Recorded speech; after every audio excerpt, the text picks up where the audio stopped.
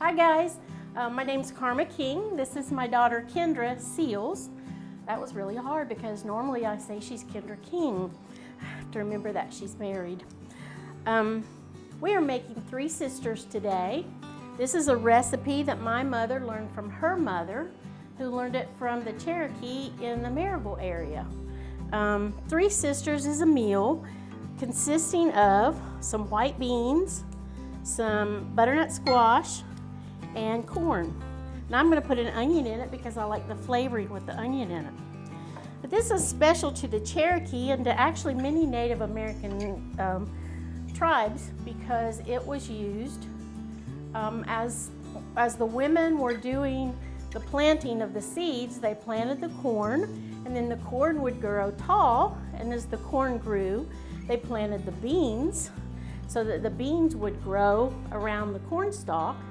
And then they planted the squash on the ground at the bottom of the corn so that it would grow kind of as a ground cover that would keep the weeds down. And so they called it the 3 sisters. They grew it together and they cooked it together.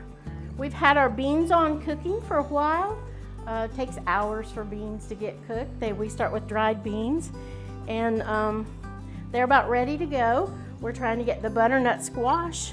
We're going to get it peeled and then cut into cubes, which we are then going to put in the water to start cooking.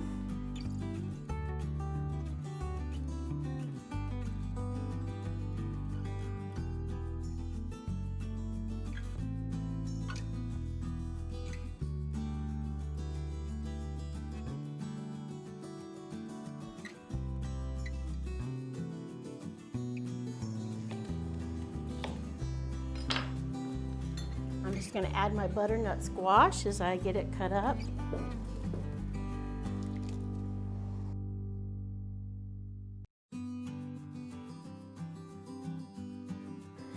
Kendra is going to cut some corn off the cob so that we can put it in.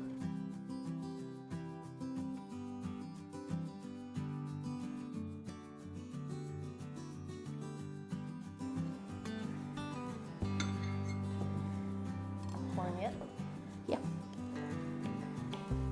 Kendra's going to go ahead and put the corn in that she's got done so we can just get this all cooking and ready to go.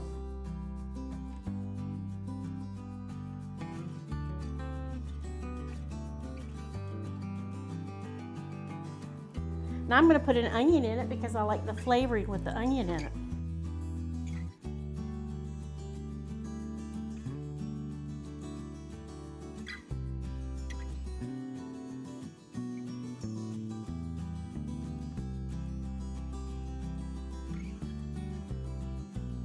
And then the only other thing that you have to put in it is I like to put a little bit of seasoning. So I put salt to flavor it.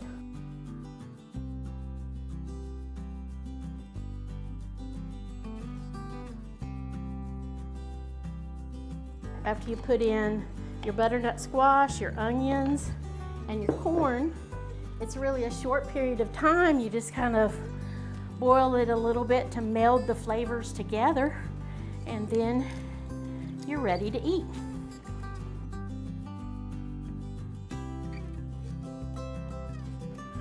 And that's about all you have to do, and it makes a really yummy dish. This is a dish that is important in this area because we shared this area with the Cherokee, and this is a dish we got from the Cherokee.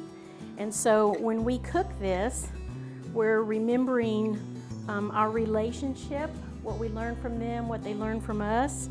And then, of course, this ties us back to our times when Tennessee was not Tennessee. It was just a territory, and so we're doing what our ancestors did.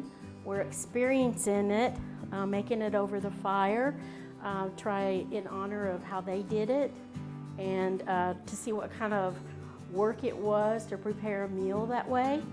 But yet to know that even with today's modern conveniences, you can make this too, and you can have that same connection with our ancestors and our roots.